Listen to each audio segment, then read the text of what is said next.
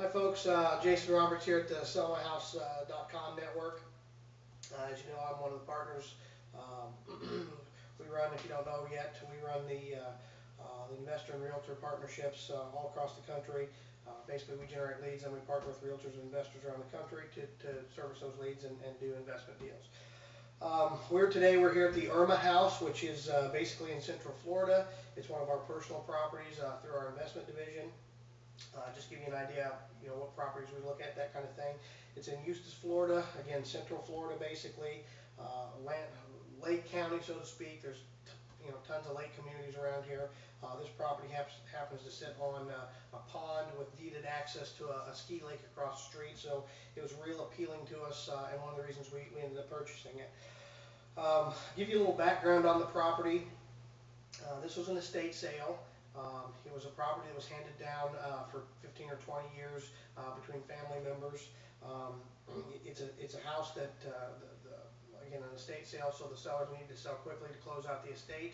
Originally, they were asking $130,000. It was something we were pretty interested in, so we began the process of kind of doing comps and market value and that whole thing. But we started off obviously doing assessments and market values, and first look at the tax assessment. Now, you can't always use the tax assessment, as everybody knows, as current market value, but they're closer in Florida, they seem, than they are in other parts of the country. It came back at about 188. We had a local realtor pull information on the property as well. They brought the comps back in the low 180s to 188 range. Whenever you're closing, you're taking down a property with your own money, it is important that you kind of do a internal review, and we always do that on our own properties. So we looked at the comps, we pulled recent sales, the whole thing, looked at what's on the market. We ended up coming in at about 150 to 160, which was quite a bit lower than what current market value was showing. Again, in a market where prices are going down, like we're in right now, it's October 2010. You can never be too safe. Once you've closed a property, you made or lost your money, so to speak, right then. So you have to be real careful. When we did our assessment, again, the numbers came in lower. It was 150 to 160. We went back to the seller and said, unfortunately, we can't buy the property. They were asking 130. There just wasn't a big enough spread. You can't buy something with a $20,000 spread, pay costs, holding costs, and renovate it. So we told them we were sorry and wished them luck. Said, well, we'll be happy to have our realtor network help you out and try to get retail for you.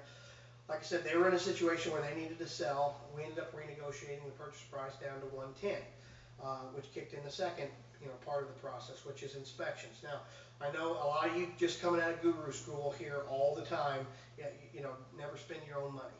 Let me tell you, if you are spending your own money to buy and close a property, you are flat out crazy not to do an inspection. I know people like to hope that nothing's wrong, but hope doesn't get you much in this current environment. You inspect your property, spend the $300 or $400, look at it like an insurance policy so you know what you're getting. In this specific case, we found a little roof issue. Nothing major, but some flashing problems that the seller was not aware of, but upon further review, basically we were finding different spots where some water was getting into not necessarily the house, but some of the porches. So we went back to them and explained, here's the issue. We ended up renegotiating the purchase price down to 103, which made a lot of sense for us. So we were looking at a retail price of about 150. Our purchase price was 103. The inspection, again, we do an inspection up front so we know what the problems are. We fix them, during that renovation phase. It cost us about, call it $12,000 in rehab cost and holding costs, carrying costs, so to speak. The house really didn't need a lot of major work. It was a lot of cosmetics aside from the roof, a lot of yard work. In Florida, yards get away from you pretty quickly down here. So it looked a lot worse than it really was. Basically, when we purchased the property, after we had settled on $103,000, the next phase is obviously you're waiting to close the purchase. You have usually 3 weeks to a month, just depends. Where we began marketing the property again. We use our sellmyhouse.com retail division.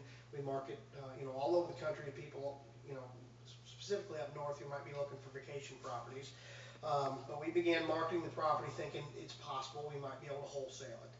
Now we knew that this specific property was a retail property. We paid $103,000. We knew it was $150,000. You don't wholesale properties in that level for the most part. Wholesale properties, and we've got another video that talks about that, but wholesale properties are mainly for folks that are going to rehab and rent. And that's when you can, flip something for 5 or 10. This we knew wasn't one of those properties, but like I said, for 3 weeks you really can't do anything. You can't begin repairs. We went ahead and wholesaled it. During that process, we did find an owner financing client through our Owner Finance HQ website. Basically, it was a great potential, purchase client who was willing to put 15% down. They were willing to do all the work. They were willing to pay 9%. They wanted a 3-year contract. Fortunately, it's not something that our investment division does, and we didn't have enough time to wholesale it to someone, who's looking for a return in their IRAs, so to speak. It would have been a great way for someone to make 14 or 15% a year while he was getting his credit straightened up to purchase the thing. But like I said, that's not something that our investment division focuses on right now. We don't hold properties, so it wasn't an option for us. But for some certain investors who are really looking for yield, it is a perfect scenario. We again closed the property, began renovations. We have roughly 115 in the property as it sits right now. That puts us at about 75% at after repair value. So call it 115 on over $150,000 retail price. While we were working on the property, a house down the street went up on the market for $195,000. This is a 2-bedroom, which normally we try to stay away from 2-bedroom properties, but it's got room for a third. It's got plenty of room in the property. It's about 1,800 square feet. So we overlooked that, but the amenities of this property kind of far outweighed the 2-bedroom issue. But the house down the street went up on Realtor.com at $195,000. Which gave us an opportunity to kind of go for a home run, so to speak. It doesn't happen very often. We ended up listing the property at $169,000.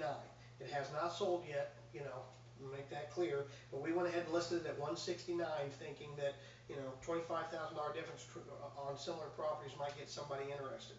We listed about a week and a half ago. We've gotten several showings, no offers yet. What's that tell you? We probably are a little bit priced too high. We figured $150,000, $159,000. We'll give it another week and a half. Drop that price down to $159,000, and that's when we should, really start getting some offers and movement. In the meantime, if we get a 164 offer, we'll all be happy. Basically, just to kind of give you an update on the property, why we bought it, which is important. It was a ski area, vacation kind of boat paradise. Set on a pond across the street was we have deeded access to a ski lake, which is critical. It's a private lake. Everybody's looking for that. It's got a pool, screen pool with a solar cover. It's got all the amenities. It's got stainless appliances, oak cabinets, the whole thing. There was a very big spread in the property. That's the main reason that we always buy property, of course. It's a great area. It's quiet, a lot of trees, really nice little neighborhood. So obviously because of the money, it made sense to us. So enjoy.